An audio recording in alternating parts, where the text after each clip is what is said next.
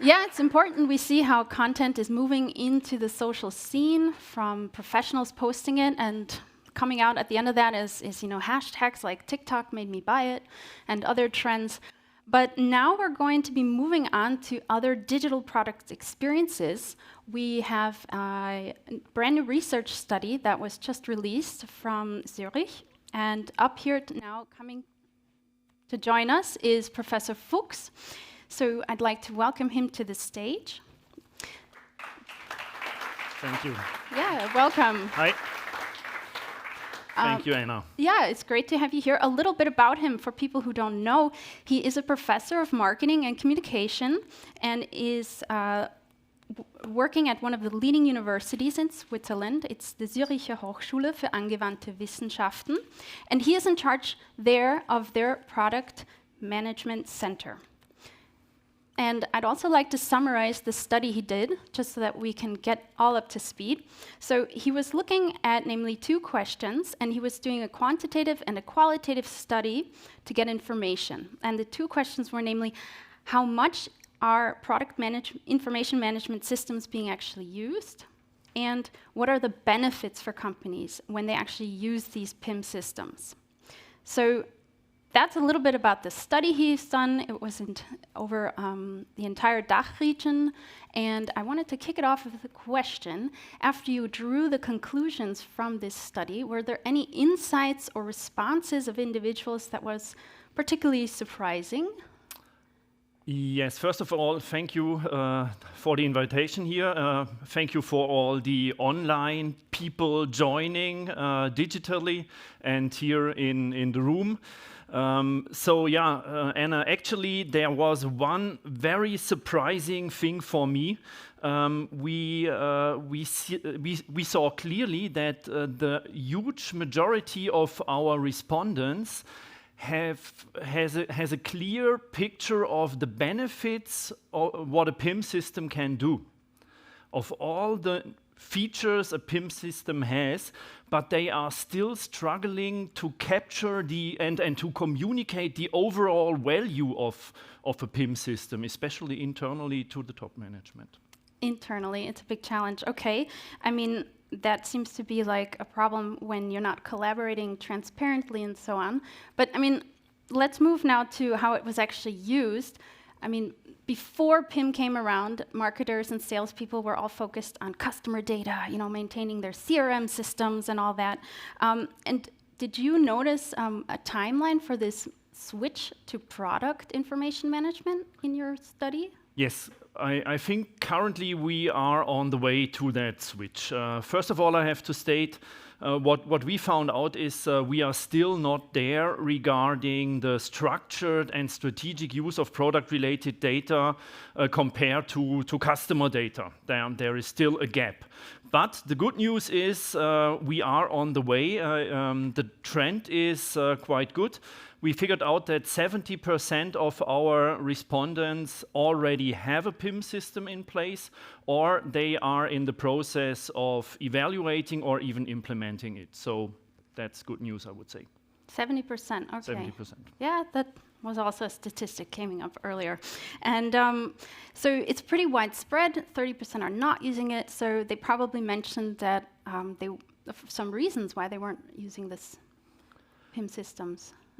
The main reasons that have been mentioned was that they do not see the overall value. That it turned out that the final decision is, and that's clear, in the end, very often driven by top management.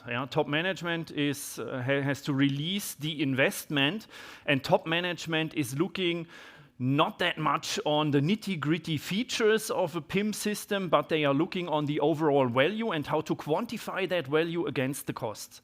And this is something that is still a challenge to communicate that, to make that clear and to see the overall benefit and value of a PIM system.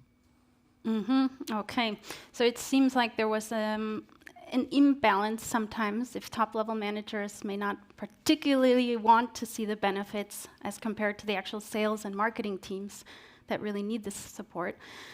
Well, I mean, is there any way that we can sort of communicate a sort of segue into the PIM systems? Would there be a specific integration that you can recommend using with PIM systems? Yes, I think we have to do at least two things in a nutshell in order to spread PIM systems more into the companies that really need it.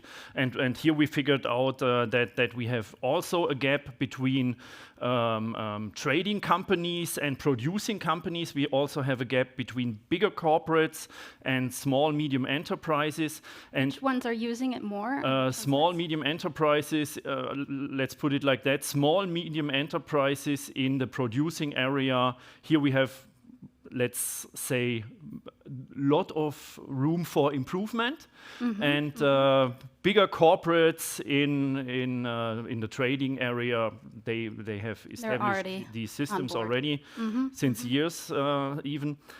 So regarding the smaller ones, especially in the producing area, our recommendation is, first of all, communicate clearly to them the full range of capabilities of PIM systems, not only the particular features that are sometimes quite technically, but the value on the strategic level regarding, let's put it like that, time to market is reduced, creating a seamless customer experience, achieving strategic goals within a PIM system, and I think this is one key. And this achieving these seamless goals means for me as well that you do not see a PIM system as a software which with just another software with just another set of features, but see it in a bigger context. See it really in the context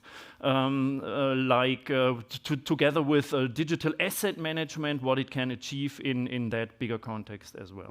And it has that's to become the key a priority to success. at the Yes. top level. A strategic priority. Make it a strategic priority. Consider it as what it is. It's a service in the company to improve internal and external collaboration and achieve strategic goals.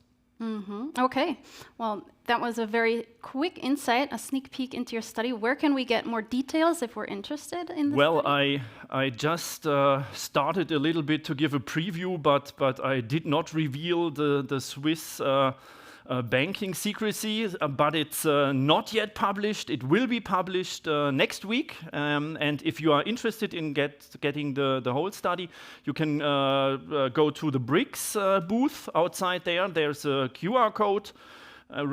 You can register and you get the email with the full study in the course of the next week.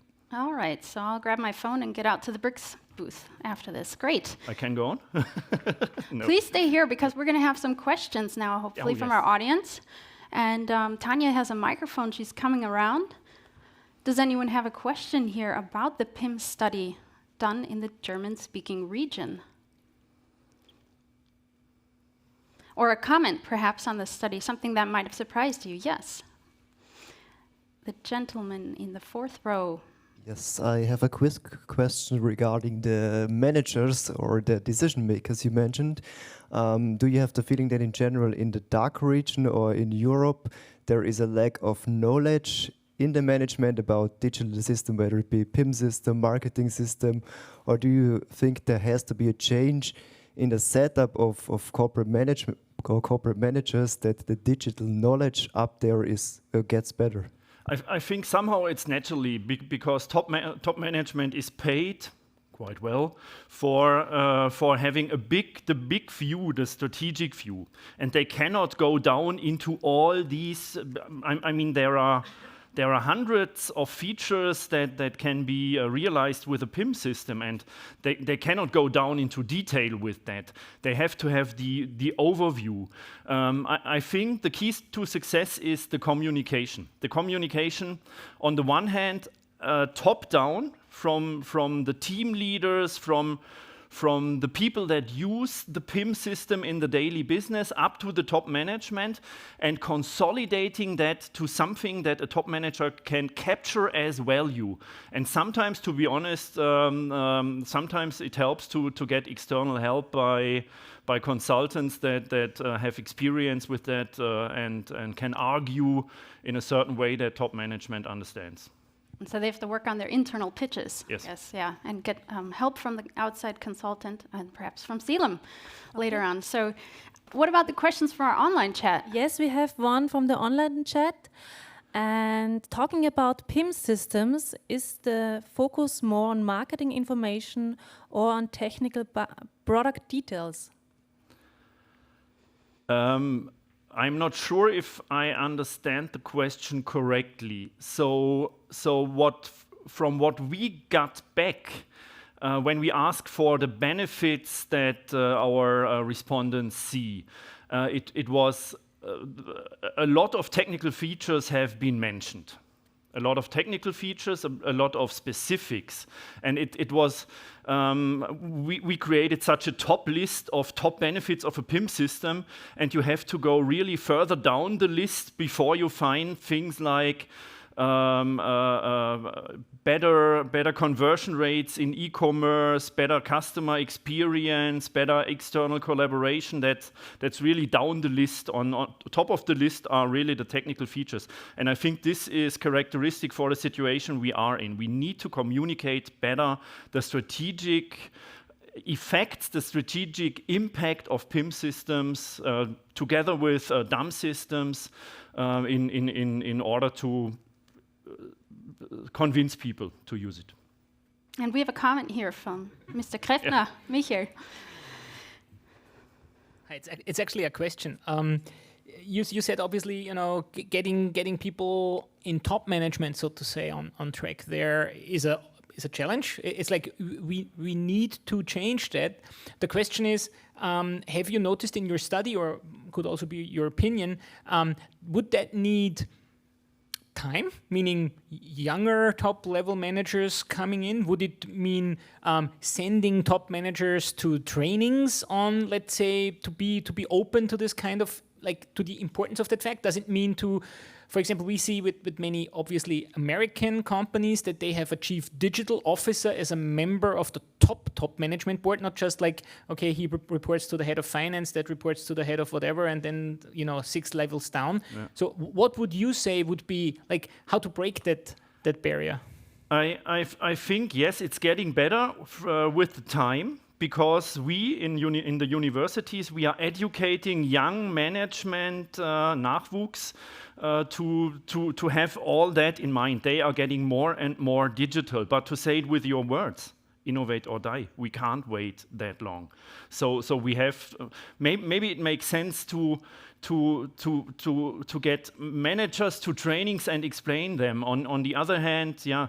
I think maybe it makes also sense to educate people in companies that are supposed to use PIM systems, to communicate that better, to give them help, to communicate it to their top management that this is not only a question like we get better data quality, we get a single source of truth, we get we avoid data errors or so, but really show how it pays on the strategic goals of a company. And this is an internal thing and an external thing. All right, we all have time for one final question here in our audience. When you did your study, did you kind of define what a PIM system is? Because since PIM is a very old topic, I think I'm working for 22 years. I did 22 years with PIM systems, basically. So PIM evolved a lot, and there are a lot of functionalities that have been included in PIM systems over the time. So did you do a quiet definition when you say PIM system? Exactly. First, we started with kind of desk research together with our partners Brix and Novomind in order to really define what we understand by PIM. And we explained that because, and by the way, it was really a challenge to find enough people that understand PIM. We had an entry question in order to sort out the people who think they have an opinion but don't really have, and that in the end we ended up with more than 100 experts that really could give an expert opinion to a well-defined area of questions. Thank you for the question. That's good, you validated that. Absolutely. study. So thank you very much. Let's give Professor Fuchs a round of applause for that study.